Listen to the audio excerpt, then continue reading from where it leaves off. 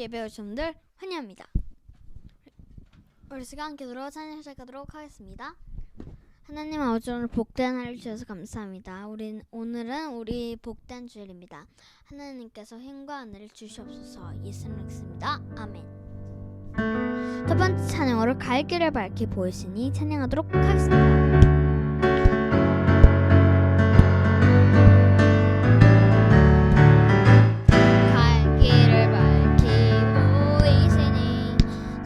앞에 빨리 나갑시다. 우리를 찾는 그날에서 고도라 하시네.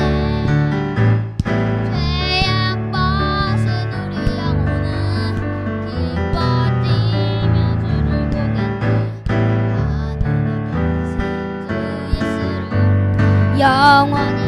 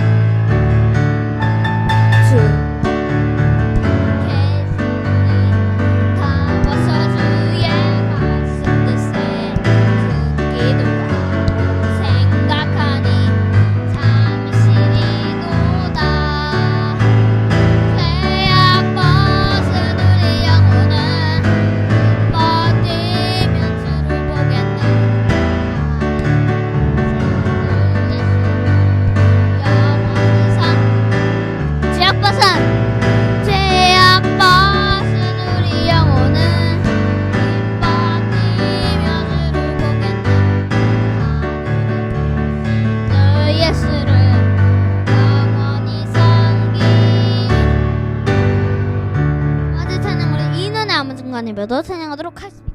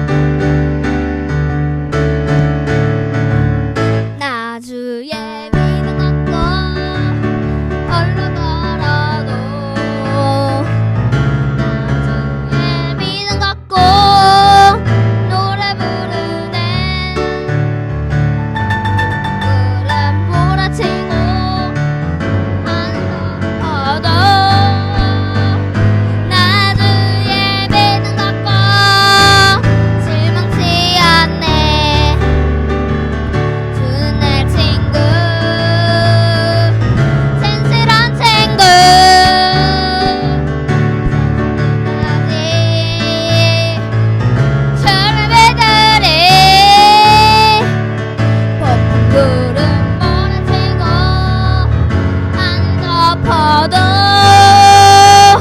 나 주의 믿음 갖고 실망치 않되 내 주는 선목자 나를 인도해 사망의 골짜기로 다닐지라도 주님께서 나의 길을 인도하시니 나 주를 따라가리 언제까지나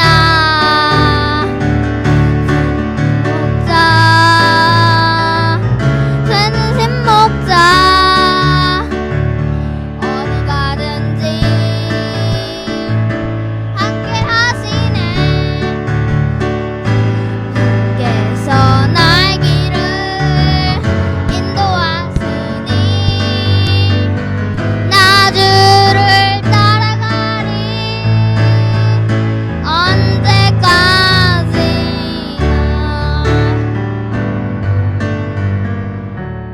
사도신경하도록 하겠습니다. 전능하사 천지를 만드신 하나님 아버지를 내가 믿사오며 그 아들 주 예수 그리스도 믿사오니 그는 생활인 타사 동정녀 발견하시고 본주의 빌라도에게 고난을 받사 십자가에 못 죽으시고 장사한 지 삶의 존재가 앉아서 다시 일어나시며 하늘을 쌓아 천하의 십나 앉아 계시가 들었어 선자된 자를 심판하시라. 성령을 믿사오며 거룩한 공회와 성도가 수록해 선 것과 죄를 사해준 것과 몸을 다친 것과 예사하는 것을 믿사옵나이다. 아멘. 할렐루야. 하나님, 이번 한 주간도 주님의 은혜 아니면은 살아갈 수 없음을 고백합니다. 하나님 아버지, 정말 우리의 민낯을 또 보게 하시고 또 주님께 더욱더 회개로 나아가게 하신 하나님 아버지, 회개할 수 있음에 감사드립니다. 하나님, 주님의 마음을 우리에게 부어주셔서 우리가 주님의 그 일들에 동참할 수 있는 그러한 자녀로 우리를 사용하여 주시옵소서. 하나님, 오늘도 우리가 예배할 때 우리의 마음을 붙들어 주시고 화난 마음, 낙심된 마음, 지치고 연약한 육신들을 주님께서 고쳐 주시옵소서. 나사렛 예수의 이름으로 명하노니 일어나 걸어라. 아버지 말씀하신 것처럼 오늘 이 시간 우리가 주님의 그 음성 듣기를 원합니다. 우리에게 각자의 주어진 삶의 무게들이 있습니다. 그것들을 통해서 하나님 아버지가 드러나는 그러한 역사의 삶들이 되게 하여 주시옵소서. 나는 죽고 예수로 살 때, 그리고 우리의 가정이 십자가로 살아나는 그러한 가정이 될 때 하나님께서 함께 기쁨을 누리며 살아가는 우리 주의 자녀들 되게 하여 주시옵소서. 감사합니다, 주님. 우리의 감사가 정말 진정 하나님께만 드려지는 감사가 되게 하여 주시옵소서.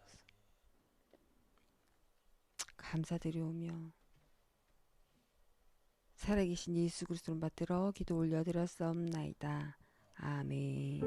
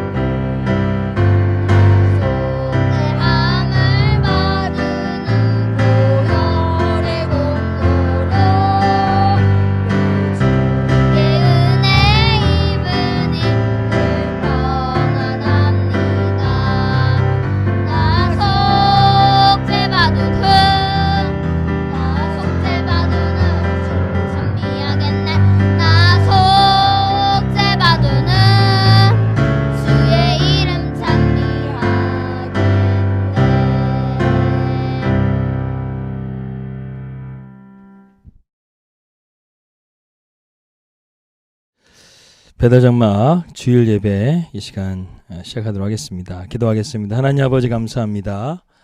이렇게 우리에게 복된 주일을 주시고 또 이렇게 하나님 앞에 좋은 날씨 속에서 예배할 수 있도록 어린 시간 감사합니다. 이 시간 우리가 주님을 바라보게 하시고 주님의 부활과 생명 이 은혜를 우리가 잘 기억하며 오늘 복된 주일을 주님 앞에 영광 돌리게 하여 주시옵소서.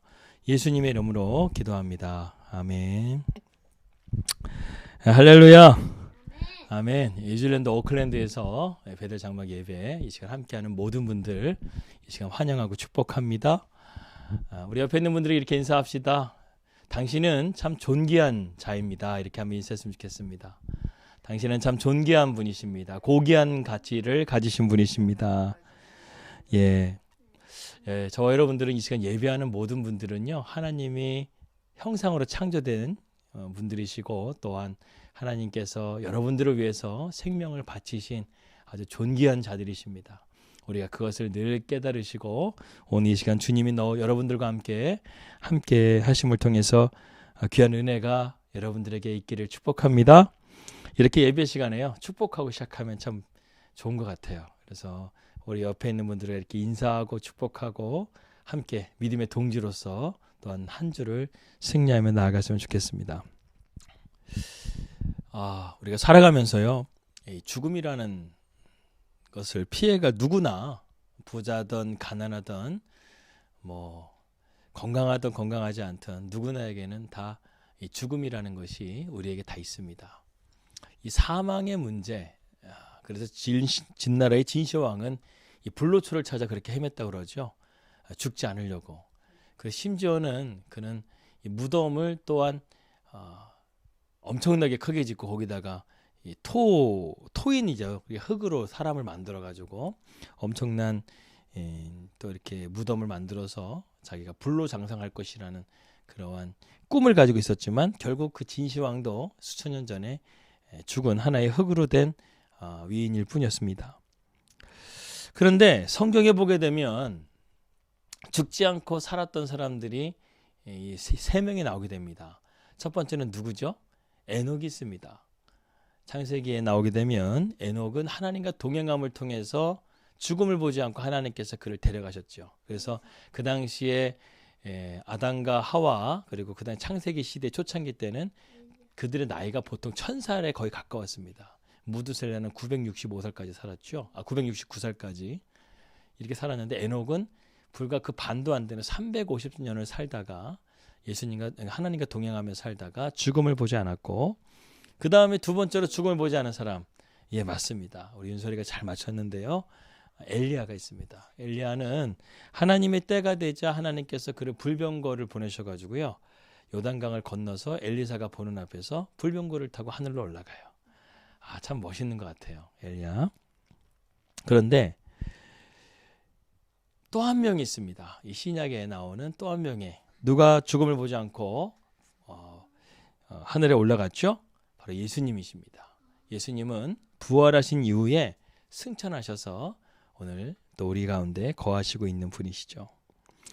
이처럼 우리가 죽음을 보지 않고 부활한 그러한 사건을 통해서 우리는 이 하나님께서 우리의 삶 가운데 이런 생명과 또 복을 주관하고 계신다는 사실을 깨닫게 됩니다. 그래요. 인간의 생사화복은 하나님께서 가지고 있어요. 하나님께서 마음만 먹으시면요, 우리가 다 하늘나라에 올라갈 수 있어요. 그래서 고린도전서의 말씀 보게 되면 잠자는 자가 주님께서 부르실 날이 오는데 그때 무덤 속에 있는 자들이 다 일어나서 하늘로 올라가게 된다. 주님의 음성을 듣고 하늘로 올라가게 된다. 이런 말씀도 있는 것을 보게 됩니다. 그래요. 성경에는요, 부활에 대한 메시지들이 참 많이 들어있어요. 예수님께서도 공생애를 통해서 이 죽은 자를 3번 살리게 되죠. 첫 번째는 야이로의 딸을 살리게 되고, 두 번째는 나인성의 과부의 아들을 살리게 되고, 그리고 세 번째는 그리고 오늘 말씀의 주인공인 나사로를 살리게 되는 것을 우리는 보게 됩니다.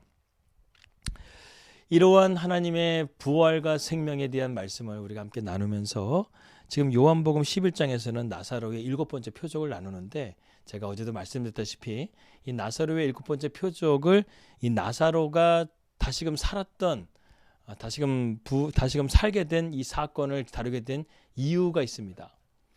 11장 4절 말씀 보게 되면 이것이 하나님의 영광의 때를 위한 것이다. 그래서 제가 어저께 영광에 이르는 병이라고 제가 말씀을 드렸는데, 이 나사로의 사건이요, 예수님이 부활하시고 우리에게 영원한 생명을 주실 것에 대한 예표로서 오늘 이 사건을 주님께서는 말씀하고 있는 것이죠. 그래서 예수님이 이제 요한복음 11장 말씀이 끝나고 나게 되면은 바로 십자가의 사건, 부활의 사건으로 이제 곧바로 들어가기 때문에 마지막에 이 사건을 통해서 예수님이 죽으심을 예표하고 또 주님이 장사한 지 사흘 만에 다시금 부활할 것에 대한 것을 예표하는 이야기를 우리가 보고 있는 것입니다. 그런데 오늘 본문을 보게 되면 예수님이 사랑하는 나사로의 가정에 원치 않는 일이 생기게 되었죠. 그래서 누이 동생들은 사람을 보내서 주님이 빨리 오셔가지고요, 오라비를 고쳐주기를 바랬습니다. 여러분, 예수님과 나사로와의 관계가 보통 관계가 아니었어요. 예수님은 항상 예루살렘에 가시면 나사로의 집에 머물 정도로 아주 친밀한 교제를 나눴던 그러한 자들이었습니다. 그러니까 보통 사람 같은 경우에 되면 고쳐달라고 하게 되면 예수님이 가겠다 이렇게 말하지만, 이 나사로와 또 마르다와 마리아와 같은 친분의 이야기 되면 예수님께서요, 정말 생명을 걸고 가서라도 이들을 고쳐줘야 되는 그러한 친분의 관계였다는 것이죠. 여러분, 우정이라는 것이 참 그런 거 아니겠습니까? 정말 친구를 위해서 목숨을 버리는 자는 하나님께 영광을 받는다는 말씀도 있잖아요. 그러니까 예수님은 당연히 이 마르다와 마리아, 나사로의 이 일을 듣고 당연히 와주실 줄 알았는데, 예수님이 이틀이나 더 유하시고 늦게 오심을 통해서 나사로는 결국 죽게 됩니다. 이때의 마르다와 마리아의 슬픔은 정말 이루 말할 수가 없죠. 여러분, 이 나사로의 집안을 보게 되면요, 뭔가 정상적인 가정이 아니라는 것을 우리는 발견하게 됩니다. 여러분, 유대인들에게 정상적인 가정은요, 아들과 아버지가 있는 가정이 정상적인 가정이에요. 부모와 자녀가 있는 게 정상적인 가정이에요. 그런데 오늘 이 나사로의 가정에 보게 되면 부모가 안 나와요. 나사로 한 사람하고 여동생 둘, 3남매가 살고 있는 걸 보게 됩니다. 아마도 부모님께서 일찍 돌아가셨던가 아니면 결손 가정이라는 것을 우리는 보게 되죠. 그러한 어려운 상황 가운데서 이 3남매가 이렇게 열심히 살아가면서 예수님을 또 열심히 섬기고 했던 그러한 가족들이었는데, 나사로가 죽은 거예요. 그러니까 이 두 자매에게 있어서는 오라버니는 어떻게 보기에는 부모님도 될 수 있고 오빠도 될 수 있고 또 삶의 여러 가지 의지가 되는 그러한 오라버니가 죽은 것에 대해서 얼마나 큰 상심이 컸겠습니까? 그리고 그렇게 예수님을 잘 섬기고 그렇게 예수님을 좋아했던 우리 오빠였는데, 오라버니였는데 예수님께서 안 오시니까 너무나 섭섭한 것이죠. 저는 이 말씀 보면서요, 제 개인적으로 볼 때도 얼마나 섭섭했을까. 예수님은 항상 우리가 요청하게 되면 주님을 찾아오는 자들에게 외면하지 않으시거든요. 근데 오늘 유일하게 오늘 이 사건에 외면을 하세요. 심지어는 오병이어의 사건을 일으키고 예수님을 왕으로 삼으려고 했던 유대인들이 가버나움까지 찾아가서 예수님을 찾아갔었을 때 예수님은 그들을 뿌리치지 않으셨어요. 그들을 다 받아주시고 그들에게 하나님의 놀라운 말씀을 전해주시게 되죠. 그런데 예수님은 더군다나 사랑하는 나사로와 마르다와 마리아의 이 어려운 상황을 이틀이나 시간 동안 외면하셨다는 거예요. 그러니까 이것은 뭔가 주님의 의도가 있기 때문에 외면하신 거예요. 주님은 절대로 우리의 기도를 외면하시는 분이 아니신데, 때로는 우리의 기도를 주님께서 뜸을 들이실 때가 있어요. 그것은 우리에게 더 큰 영광이 그 앞에 있기 때문에, 그렇기 때문에 주님께서는 우리에게 인내의 열매를 맺으라고 허락하시는 시간이 있다라는 것입니다. 근데 주님께서요, 오늘 12절과 13절 말씀 보게 되면, 11절 말씀 보게 되면 뭐라고 말하냐면, 내가 이제 가겠다는 거예요. 내가 나사로가 지금 잠들었는데 깨우러 가겠다는 거예요. 무슨 말이에요? 주님은 때가 되니까요, 나사로를 살리러 가신 거예요. 사실은 주님도 애가 타셨죠. 근데 하나님 아버지의 뜻이 이것을 통해서 우리에게 영광에 이르게 하는 어떠한 메시지를 우리에게 주기 위해서 예수님도 나흘 동안 참고 인내하신 거라는 거예요.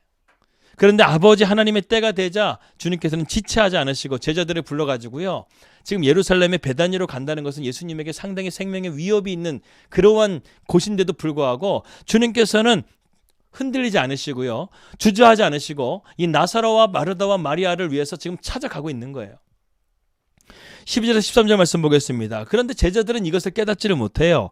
제자들이 이르되 주여 잠들었으면 낫겠나이다 하더라. 예수는 그의 죽음을 가리켜 말씀하신 것이나 그들은 잠들어 쉬는 것을 가리켜 말씀하신 것을 생각하는지라. 그러니까 제자들은 계속해서요. 지금 예수님께서 곧바로 십자가에 달려 죽으시고 부활하셔야 되는 상황까지 지금 이르렀는데도 불구하고요. 제자들은 아직도 예수님에 대해서 알지를 못하는 거예요. 예수님이 누구신가에 대해서, 예수님이 어떤 분이신가에 대해서, 그리고 예수님의 말씀에 대해서 아직도 깨달음이 없는 거예요. 3년 동안 따라다녔어요. 여러분 서당계 3년이면 풍어를 얻는다고 하잖아요. 그런데도 불구하고 3년 동안 예수님을 따라다니고 그분의 기적을 보고 그분의 말씀을 들었음에도 불구하고 제자들이 주님의 말씀을 깨닫지 못하고 있는 거예요. 그러니까 여러분 신앙은요 자만해서는 안 돼요. 내가 20년 다녔다고 해서 내 신앙을 자만하고 교만하게 되면은요 무너질 수밖에 없어요. 신앙은 우리가 죽을 때까지 주님 부르시는 그 순간까지 우리는 겸손하게 주님 앞에 나아가야 돼요. 흔히들 현대사회를 단절의 시대라고 말합니다. 무엇보다 자녀와 부모와 관계에서 언어의 단절이 지금 심각하게 이루어지고 있어요. 부모와 자녀와의 대화가 안 돼요. 소통이 안 돼요. 공감이 안 돼요. 그러면서 지금 상담사를 찾고 정신과 의사를 찾는 사람들이 너무나 많아요. 요즘에 보면 유튜브에 보게 돼 오은영 씨, 연예인들이 막 계속 상담하는데 대부분 자녀 상담이잖아요. 자기가 뱃속으로 낳았음에도 불구하고 자기 자녀를 이해를 못하는 거예요. 대화가 단절된 거예요. 오늘 본문을 보게 되더라도 지금 예수님의 말과 제자들의 말이요 단절돼 가지고 제자들이 이해하지 못하는 것을 보게 된다는 것이죠. 그 이유가 있으면 첫 번째는 관심이 달라요. 예수님의 관심과 제자들의 관심이 다르다는 거예요. 두 번째는 무엇이냐면 예수님과 달리 제자들은 자기의 경험에만 집착하고 있는 거예요. 아직도 이성과 경험과 합리성에 자기의 믿음을 두고 있다는 것이, 이것은 바로 인간적인 믿음을 말하는 거예요. 그 세 번째는 무엇이냐면 상대방의 언어를 깊이 이해하려고 하는 마음이 없어요.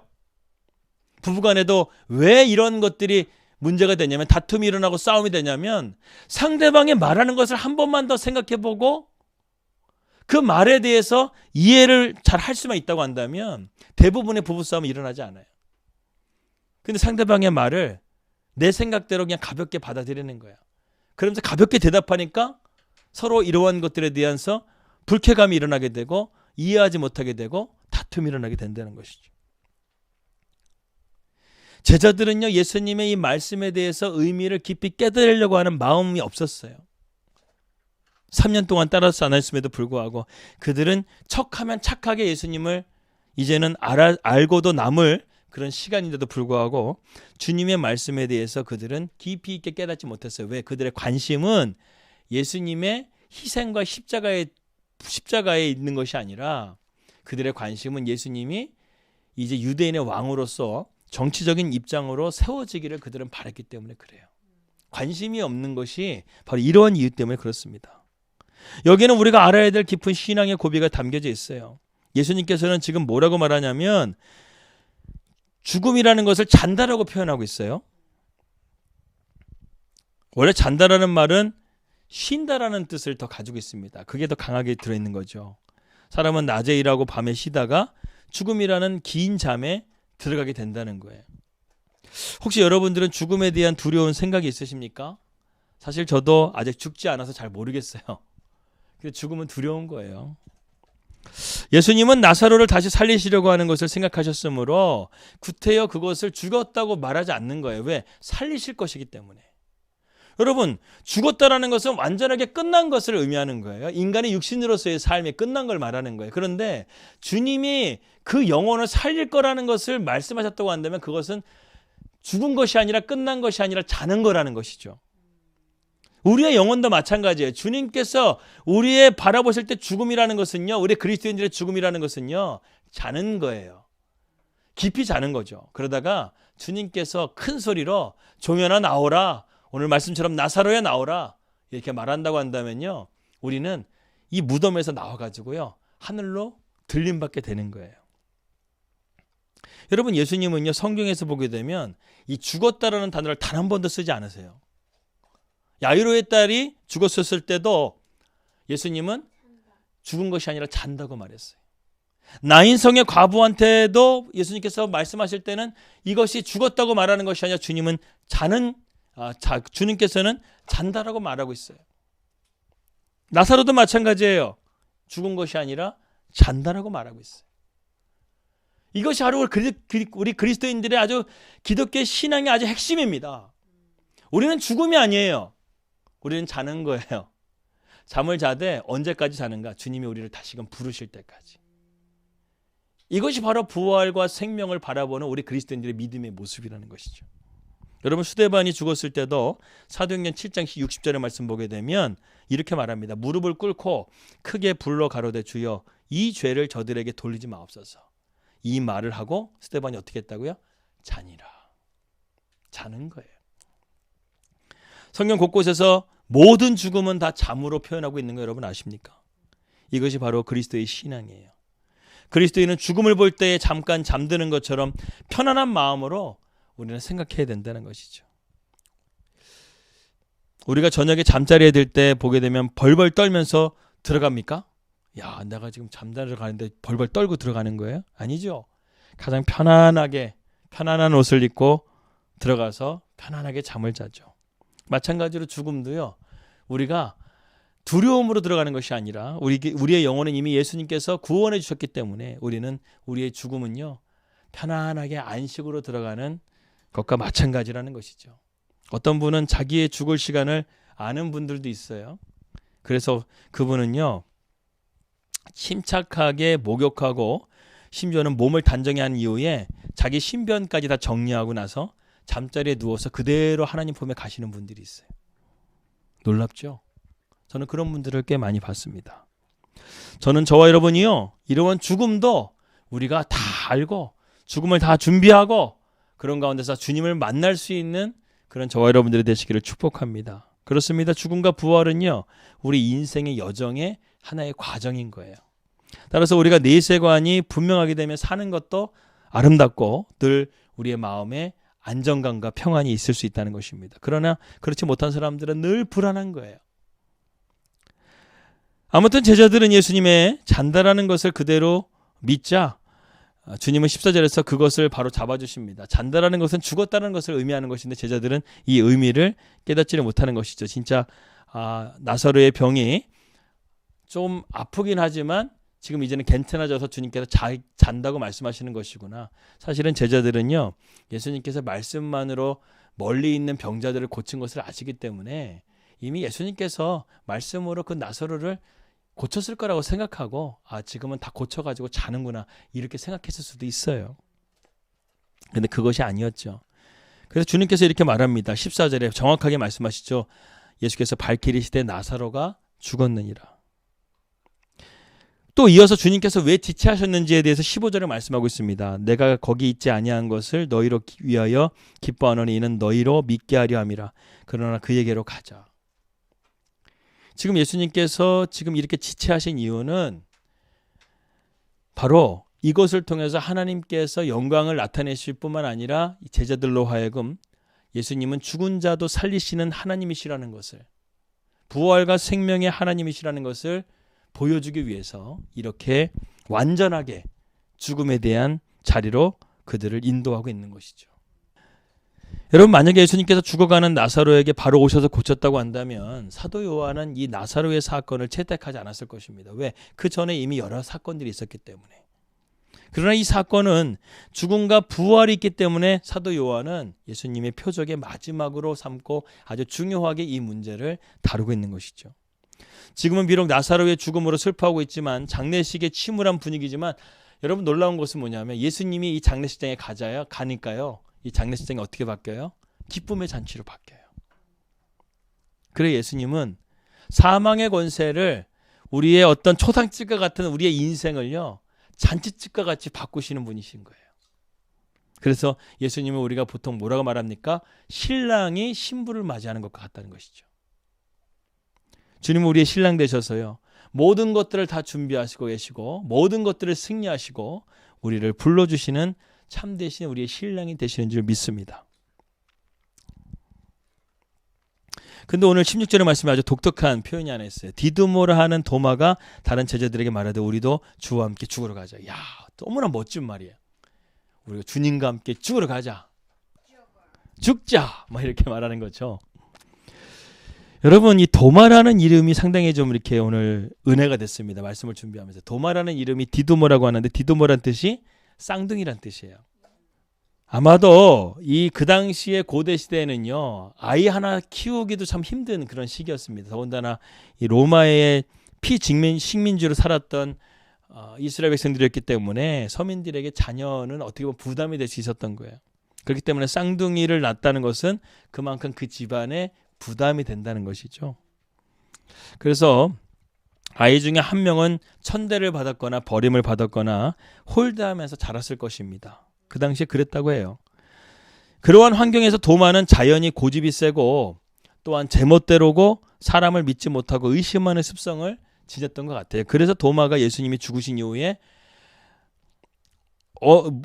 그 제자들은 한 곳에 모여가지고 있었는데 도마는 그곳에 있지 않았죠. 홀로 나돌아다녔어요. 그만큼 도마는 고집도 세고 제멋대로 이렇게 살았던 삶의 모습을 우리에게 보여줍니다. 그래서 부활하신 주님을 만날 수가 없었죠. 그래서 제자들이 주님을 만났다고 하니까 자기가 직접 만져보지 않고는 내가 예수님을 부활하신 것을 믿지 않겠다 이렇게 선포하죠. 그런 가운데 결국에는 주님께서 도마를 만나주셔요. 부활하심을 증거해 주십니다. 여러분, 도마에게는 이런 결점들이 있었어요. 그러나 한편으로는 도마는 베드로만큼 의리 있는 사람이었어요. 그래서 훗날 도마복음서라는 외경이 돌았는데 이 책에 보게 되면 주님이 도마와 쌍둥이 형제라는 아주 엉터리 같은 주장이 또 나오기도 합니다. 도마의 쌍둥이 형이 예수님이었다는 거예요. 이게 말도 안 되는 소리를 하고 있는데, 그런데 이 표현을 가만히 이렇게 곱씹어 보다 보니까 은혜가 돼요. 왜냐하면 이 쌍둥이가요 가장 많이 서로를 닮거든요. 쌍둥이는 심지어는 한 쌍둥이가 아프게 되면 다른 쌍둥이가 또 아파요. 이게 교감이 된다고 그러죠. 행동하는 것도 비슷하고 습관도 비슷하고 옷 입는 스타일도 비슷하고.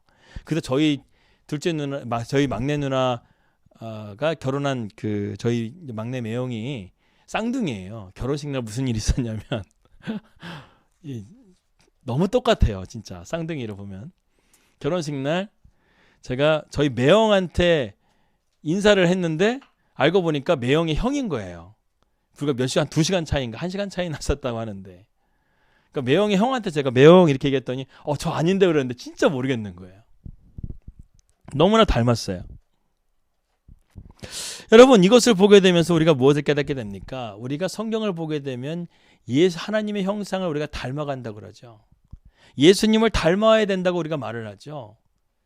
무슨 말입니까? 우리가 예수님을 닮게 된다고 한다면 진짜 쌍둥이처럼요 똑같이 닮아가는 거예요. 이게 은혜가 되는 거예요. 그래서 오카는 목사님은요 이 표현을 뭐라고 얘기했냐면 우리가 작은 예수가 되라 이렇게 말씀하신 거예요. 우리가 마치 쌍둥이처럼 모든 것이 비슷하고 모든 습관이라든가 심지어는 그가 아파하는 것까지 똑같이 아파하는 것처럼 우리가 완전히 작은 예수가 돼서 주님을 닮아가는 삶으로 나아가라는 것이죠. 사랑하는 여러분, 우리는 오늘 본문에서요 육체의 죽음이라는 것을 피할 수 없는 인간의 불행을 보고 있어요. 주님이 사랑하는 친구인 나사로도 이 죽음을 피하지를 못했어요. 그러나 주님이 그를 고쳐주시기 위해서 지금 베다니로 가고 있다는 것은 무슨 뜻입니까? 이 문제를 해결하실 수 있는 해결사가 가신 거예요. 우리 인생에도요 주님을 우리가 간절하게 찾고 구하면 주님이 찾아오세요. 세상에는 세상으로 바라보게 되면 정답은 있지만 해답이 없어요. 그러나 예수님은 정답뿐만 아니라 해답을 가지시고 오늘 우리를 찾아오시는 분이시라는 것입니다. 우리가 함께 주님과 함께 죽으러 가자. 이 말씀처럼 주님이 지금 베다니로 간다는 것은 죽으러 가는 것과 마찬가지인데 도마는 주님의 마음을 알고 우리도 죽어야지. 주님과 함께 죽고 사는 거자 살기로 우리가 결정하지 않았냐. 그렇게 하면서 도마가 이런 믿음의 놀라운 고백을 했던 것처럼 우리의 삶도요 주님이 가시는 곳은 어디든지 우리가 믿음으로 가고 주님의 뜻하시는 곳에 우리가 서 있고 말씀하신 곳에 우리가 순종으로 나아가는 그런 저와 여러분들이 되시기를 주님의 이름으로 기도합니다. 기도하겠습니다. 하나님 아버지 감사합니다. 오늘 우리가 말씀을 통해서 주님을 닮아가게 하시고 작은 예수가 돼서 세상 가운데서 주님을 증거하는 그러한 놀라운 복음의 일꾼들이 되게 하시고 오늘 말씀처럼 주님 우리가 부활과 생명에 대한 이 말씀을 잘 깨달아 우리의 삶이 이 땅 가운데 죽음으로 끝나는 것이 아니라 영원한 안식으로 들어가는 참된 생명이 우리에게 있다는 사실을 깨닫고 주님 앞에 더욱더 은혜와 감사로 나아가는 새로운 한 주가 되게 하여 주시옵소서. 예수 그리스도 이름으로 기도합니다. 아멘. 이 시간 주기도문으로 이 시간 축도로 예배를 마치겠습니다. 지금은 우리 주 예수 그리스도의 크신 은혜와 하늘아버지의 극진하신 사랑하심과 성령 하나님의 감화 감동 교통 내지하심이 오늘도 작은 예수로서 세상을 나아가는 우리 사랑하는 베델 가족들에게 지금부터 영원토록 함께해 주시기를 간절히 축원합나이다. 아멘.